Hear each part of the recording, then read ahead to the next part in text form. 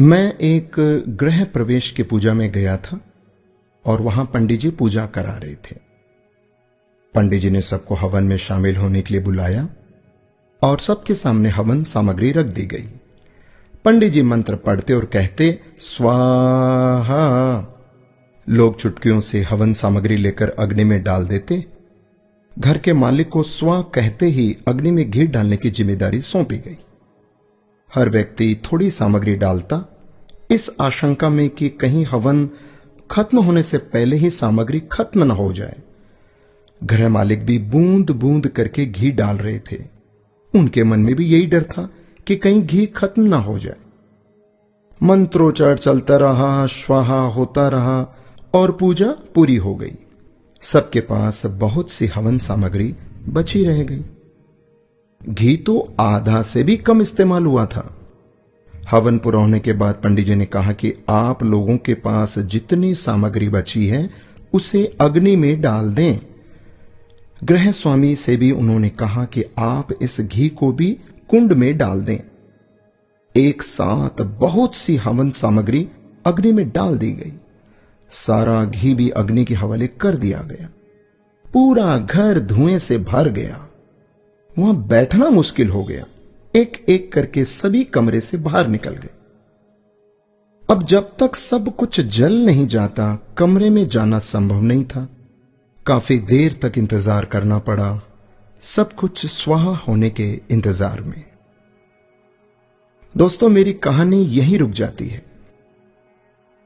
उस पूजा में मौजूद हर व्यक्ति जानता था कि जितनी हवन सामग्री उसके पास है उसे हवन कुंड में ही डालना है, पर सभी ने उसे बचाए रखा कि आखिर में सामग्री काम आएगी या खत्म ना हो जाए। दोस्तों, ऐसा ही हम सब लोग करते हैं। यही हमारी फितरत है। हम अंत के लिए बहुत कुछ बचाए रखते हैं, जो अंत में जमीन, जायदाद, प्रॉपर्टी, बैंक बैलेंस, रुपया, पैसा, फलाना ढिकाना, ये जो इस रूप के भीतर में सब यहीं पड़ा रह जाता है। जिंदगी की पूजा खत्म हो जाती है और हवन सामग्री बची रह जाती है।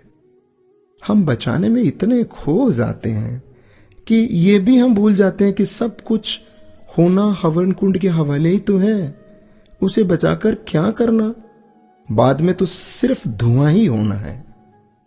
संसार हवन कुंड है दोस्तों, और जीवन पूजा।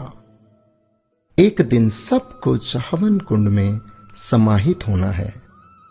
अच्छी पूजा वही है जिसमें हवन सामग्री का सही अनुपात में इस्तेमाल हो, न सामग्री खत्म हो न बची रह जाए। यही मैनेजमेंट करना है। कबीर जी का एक दोहा शायद सबको पता है, दुर्लभ मानस जन्म है, होए न बारंबार, पक्का फल जो गिर पड़ा, लगे ना दूजी बार। दोस्तों, ये मनुष्य जन्म बार बार नहीं मिलेगा, तो क्यों ना हम समय का, पैसों का, अपनी सोच का और अच्छे कार्य करके इसका सही सदुपयोग और इस्तेमाल करें। राधे राधे।